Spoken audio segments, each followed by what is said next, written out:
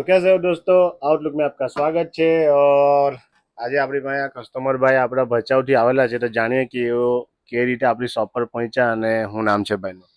मोयो ना है तय आऊं कच्छ थी अचा तो आई अरे मुझे चक्कर आने लग गया अब।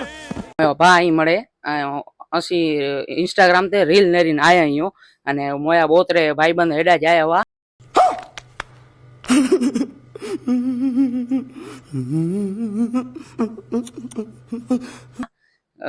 मठ गिनेला એટલે ઈ જ મોકે જેવો હે કે ખાસી મઠ ગિંજા मणे खासी वस्तु હોય એકડેદમ નામી હે एक नंबर है आऊं मळे के ઈ चा तो हेडा थी खासी मठ गिंजा।